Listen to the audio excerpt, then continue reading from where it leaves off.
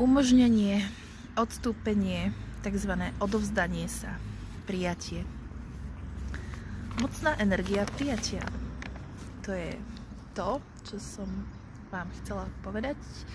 Keďže mám za posledné dni v hlave vyšukáno úplný zmetok a bordel a chaos, tak som sa rozhodla, že svoje myšlienky si napíšem na papier a nehodlám sa za to ospravedlňovať, pretože jednoducho to tak cítim. Keď to nejde, tak to nejde.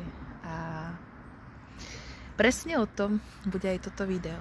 A síce bude o prijatí a o tom, ako sa hráme, že veci chceme akože prijať, ale vlastne ich vôbec nepríjmame a presne týmto si prechádzam znovu a znovu každých pár rokov, dní, mesiacov, ťažko povedať.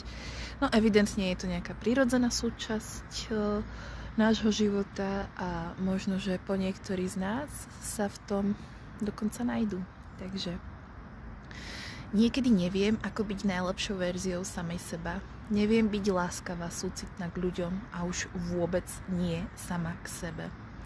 A netuším, ako to mám urobiť. A čím viac na to tlačím, tak tým je to horšie a horšie.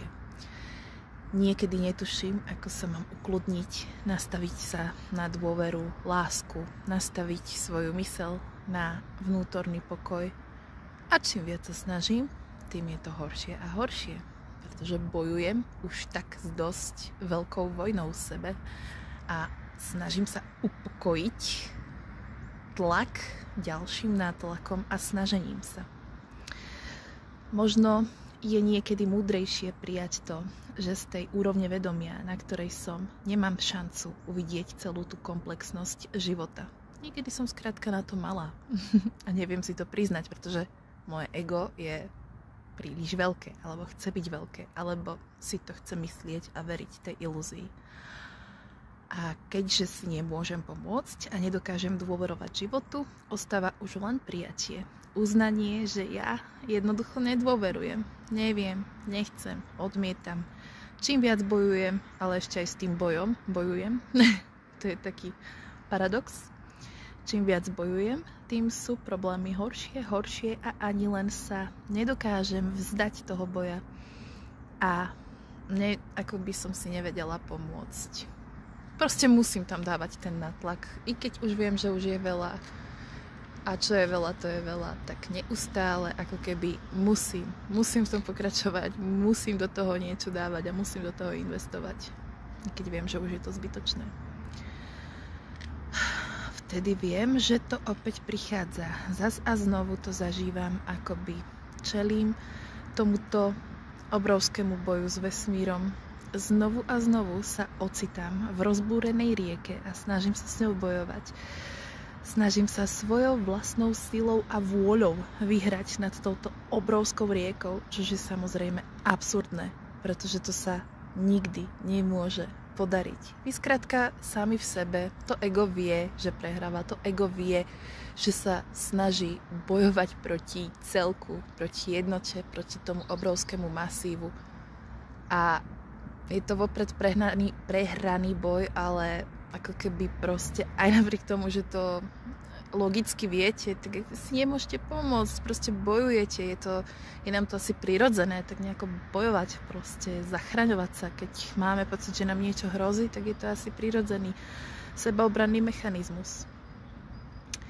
To malé vyčerpané ja, alespoň teda jeho ilúzia, alebo ego sa snaží svojou silou a vôľou skutočne vyhrať a vzdorovať tomu obrovskému masívu, tomu obrovskému kvantu, tomu kvantovému polu. To je proste, keď si predstavíte, že naozaj vás hodím do obrovskej rozbúrenej rieky a vy sa snažíte nad ňou vyhrať.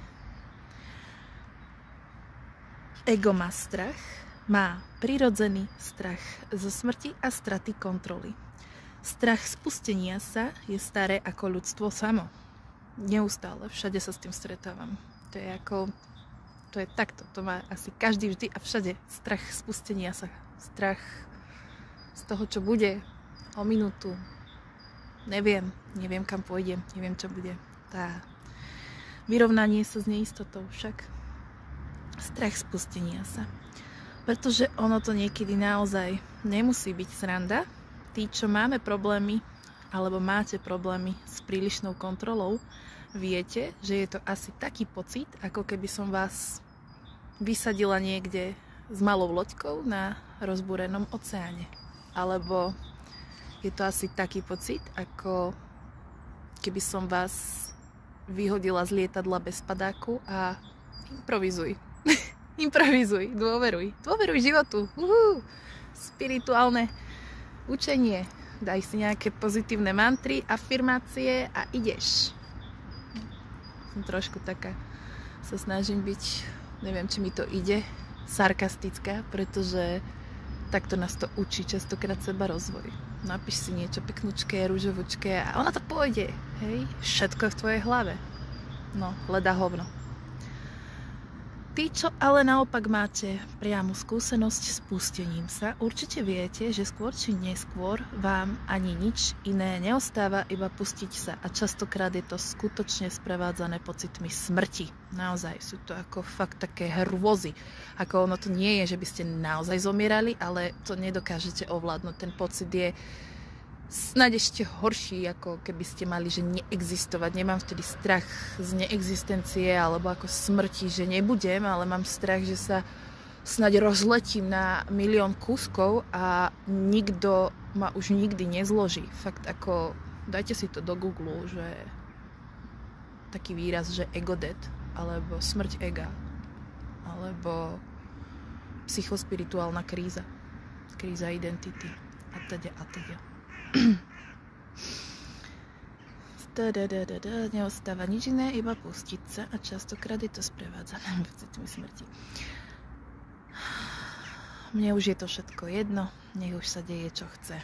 Vtedy už sa to začína tak preklapať. Ide to mimo ego, ide to ako keby mimo tú našu typickú vôľu a typickú myseľ, v ktorej sme zaciklení v tej ilúzii, že my sme tí, ktorí si to naplánujeme, my sme tí, ktorí to nejakým spôsobom vyriešime ten život, my sme tí, ktorí proste vieme, ako to bude, vieme, ako si to predstavujeme, takto a takto to bude, pretože ja som si to tak napredstavoval, no a nakoniec v konečnom dôsledku vieme, že to tak nebude, vlastne to tak nikdy nebolo a vieme, že vlastne nič nevieme a ono to vie byť pekelný pad na hubu a vedia to byť pekelne nervy otrasajúce pocity, pre ktorými, ak chceš byť silný človek a silná bytosť, by si aspoň podľa mňa nemal utekať alebo sa snažiť aspoň o to pred nimi neutekať.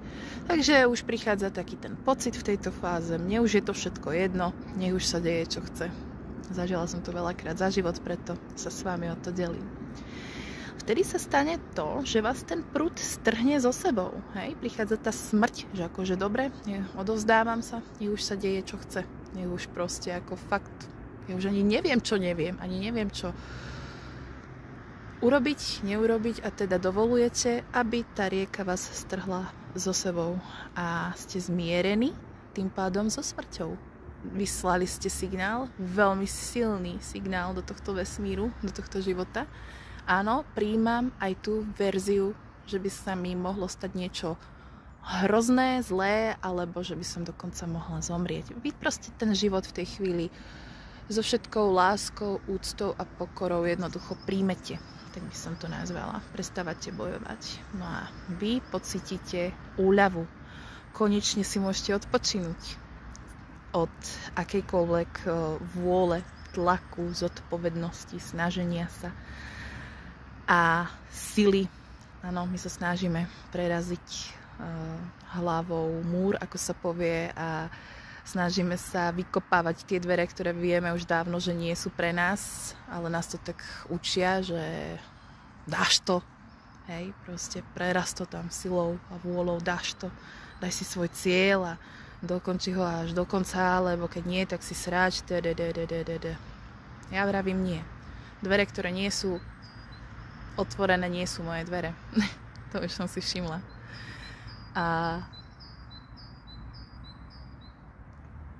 za mňa ľahkosť. Cesta najmenšieho odporu. Konečne si môžete odpočinúť, konečne sa s tým môžete zmieriť, prestať bojovať. Tým pádom sa zbavíte akejkoľvek záťaže. Už nič nemusíte a môžete sa konečne uvoľniť skrze tú smrť, skrze tú hlbinu, skrze to, že príjmete koncept umierania, odumierania sama v sebe, že príjmete tú smrť v tej hĺbke, tak v podstate pocítite tú úľavu. V podstate pocítite, že naozaj sa môžete prvýkrát v živote uvoľniť. A práve uvoľnenie sa paradoxne si, aspoň za mňa, vyžaduje obrovské gule.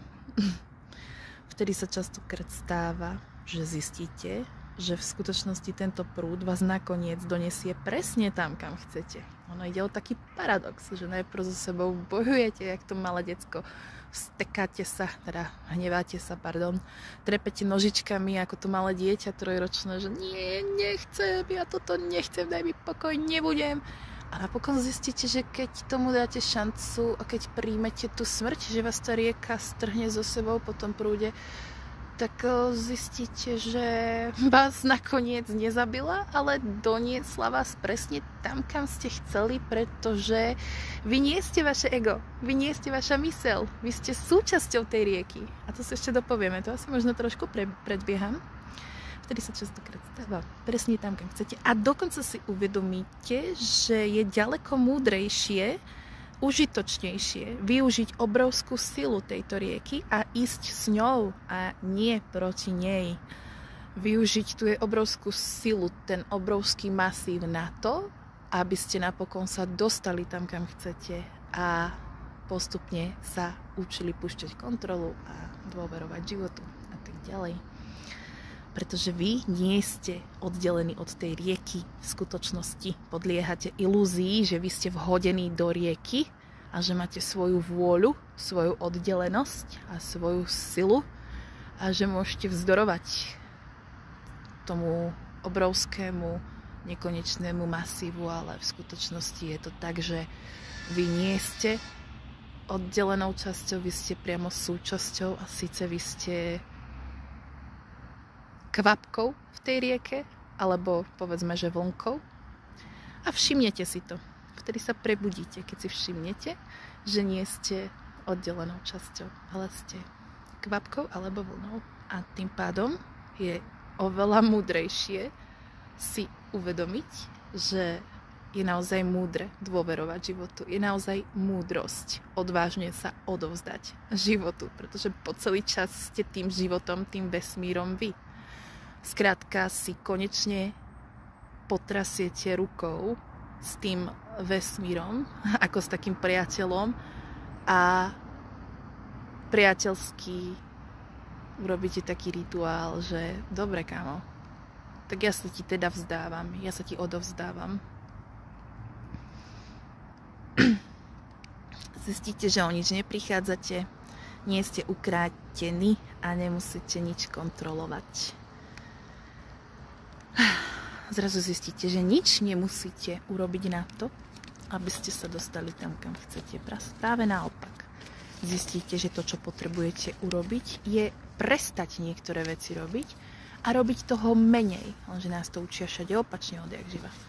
Učia nás, že toho máme robiť viac, daj toho viac energie, viac síly a tak ďalej. Niekedy áno, ale je doslova umenie odhadnúť, kedy áno, kedy nie.